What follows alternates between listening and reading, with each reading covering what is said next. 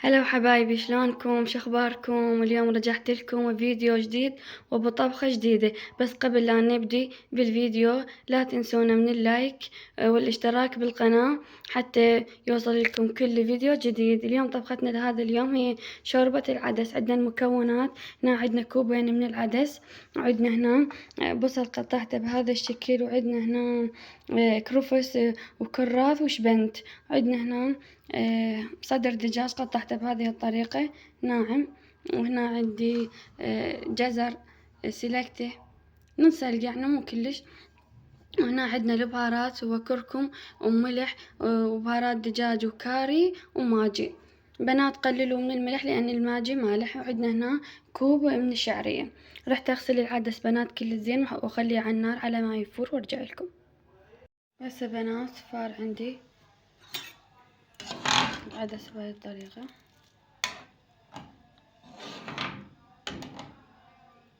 هاي المرحلة هسه نضيف الجزر.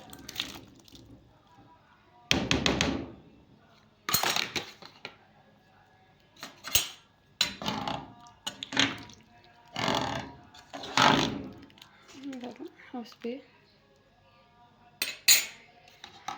ونتركه على النار على ما شوية يموع العدس والجزر. هسه بنات شوف العدس،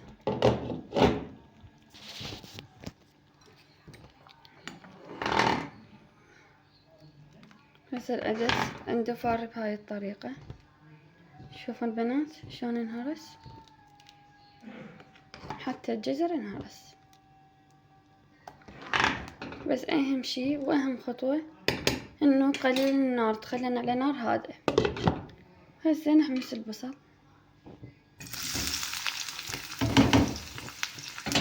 نحمسه كل زين.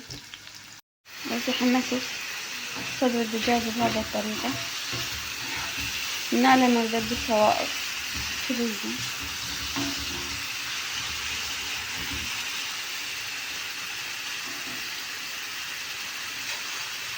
هسه شوية ونضيف البهارات عادي. وهسه جهز عندي صدر الدجاج بهاي الطريقة، ذبي السوائل كله. هسه نضيف البهارات ونظل نحمس بيهم كل زين.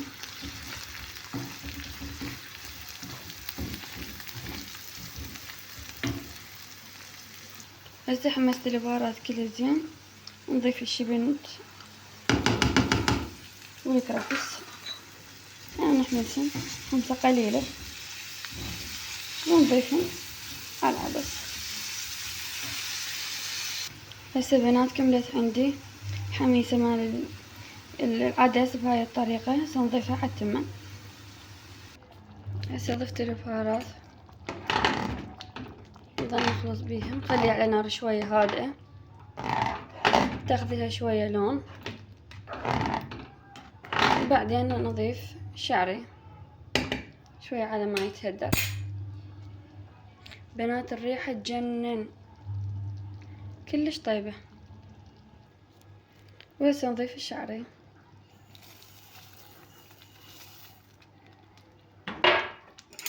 بنات بمكونات بسيطة تتنا طعم كلش طيب.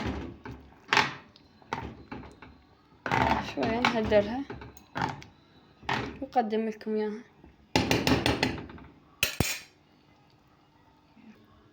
هسه نضيف عليها عصرة ليمون، تعطيها طعم كلش طيب.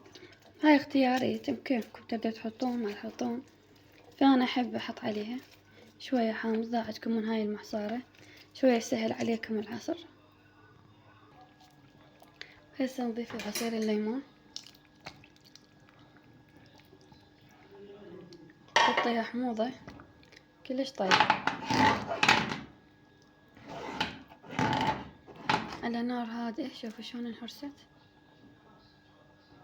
كلش طيبة الصراحة. واذا انتم بعد بكيفكم تردون تهرسوها بالمضرب بالخلاط بكيفكم. اني هيجي سويته على نار هادئة وحتسمعوا.